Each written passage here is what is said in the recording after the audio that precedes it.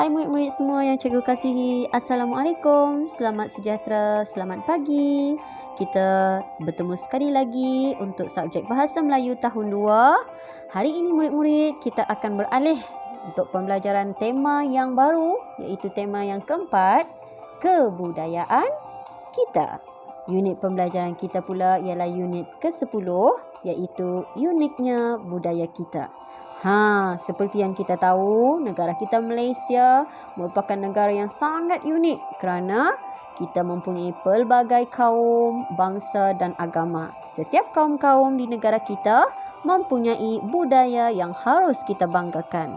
Baiklah, kita teruskan pembelajaran kita hari ini.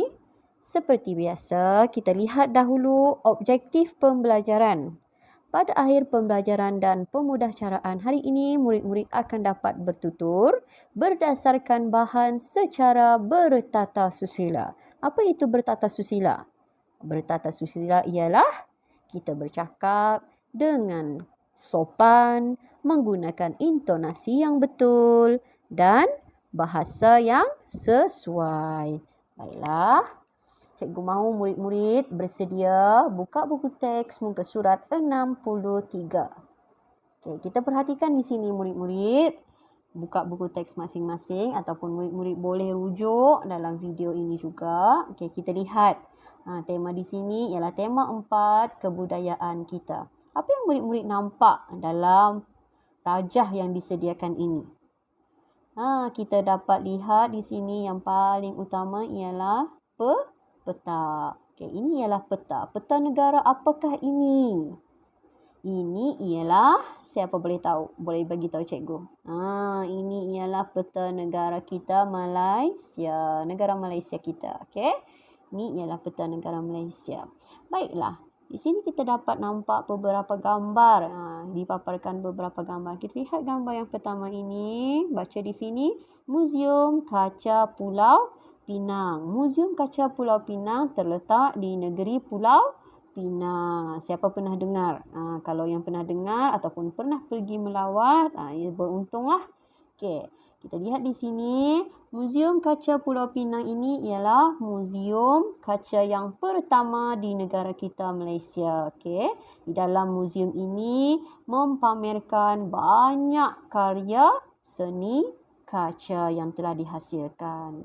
Seterusnya kita lihat gambar yang kedua pula. Di sini kita boleh baca baju kurung Kedah. Tengok wanita dalam gambar ini mengenakan sepasang baju kurung Kedah.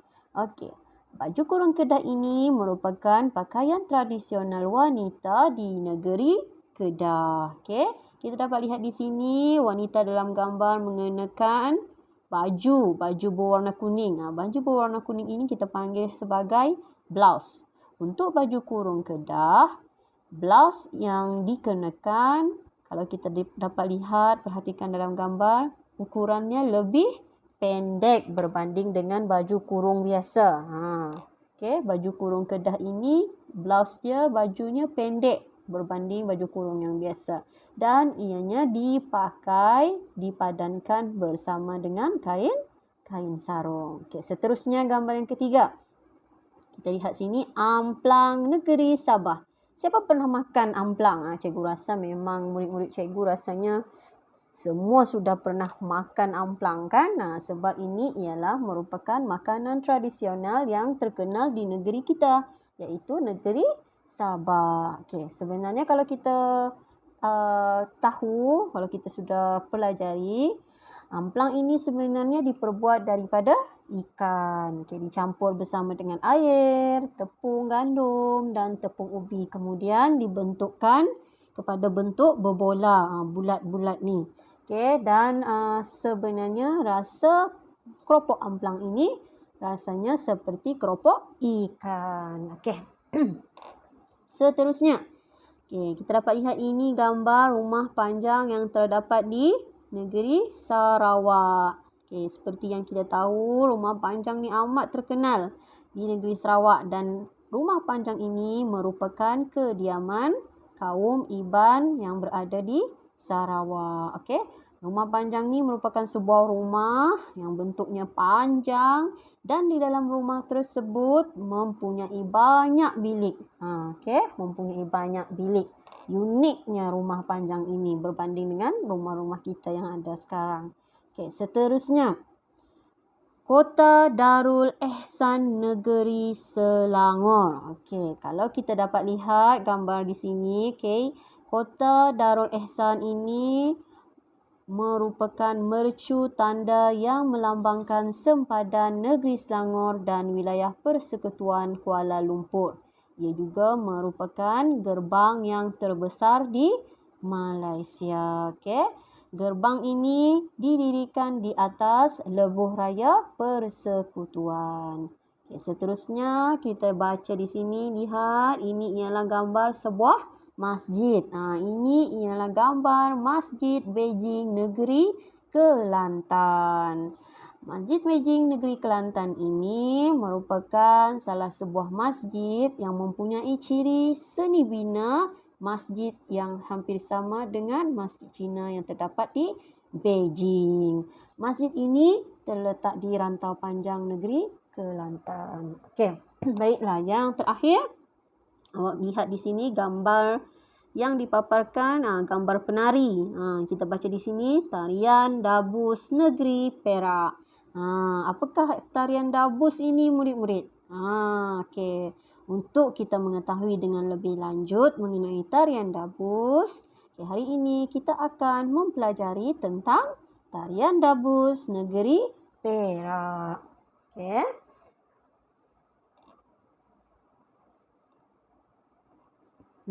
Tajuk pembelajaran kita hari ini murid-murid ialah menariknya tarian Dabus. Lihat di sini ada gambar. Itu ialah gambar penari tarian Dabus. Baiklah.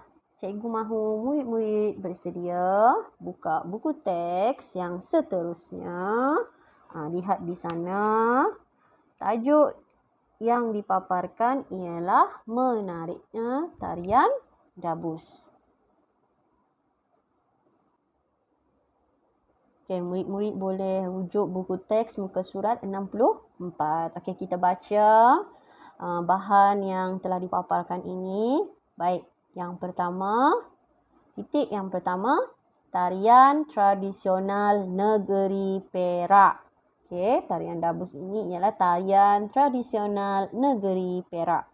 Seterusnya, menggunakan alat muzik seperti gendang, gong, kompang dan rebana. Sebelum tu cikgu mau tanya, tarian tradisional. Apakah maksud tradisional ni murid-murid?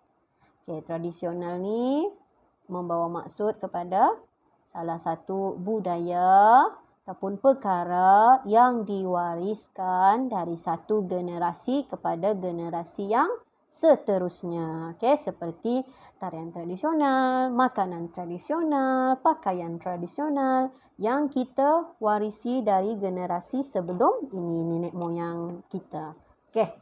Beralih kepada titik yang kedua.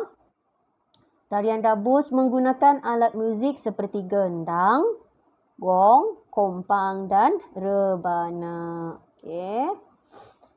Baik, ini ialah negeri Perak, bendera negeri Perak. Kita dapat lihat, ini ialah gambar gendang.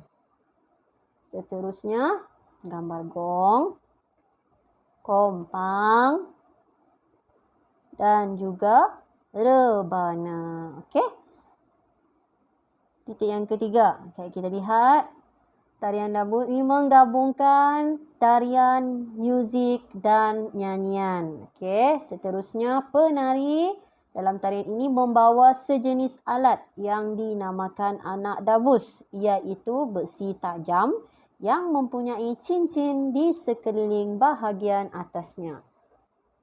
Awak lihat ini ialah gambar anak Dabus yang telah dinyatakan tadi. Ini ada besi yang tajam. Kemudian yang kecil yang bentuk bulat ini ialah cincin. Cincin yang berada di sekeliling bahagian atasnya.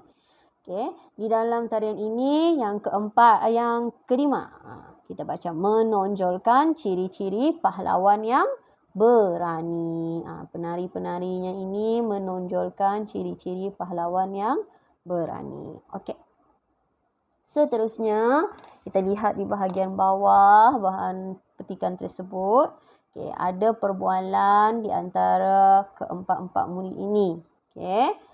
Perbualan antara Yahya dan juga kawan-kawannya. Okey. Mari kita baca apakah yang diperkatakan oleh Yahya. Kawan-kawan, semalam saya telah menonton talian dabus di televisyen. Apa kata kawan-kawannya ni? Yahya, apakah tarian dabus itu? Bagaimana Yahya hendak menerangkan tentang tarian dabus? Cikgu mahu murid-murid cuba rujuk balik bahan yang murid-murid baca tadi yang di sebelah atas. Cuba lengkapkan perbualan mereka ini. Okey, mari kita sama-sama lengkapkan.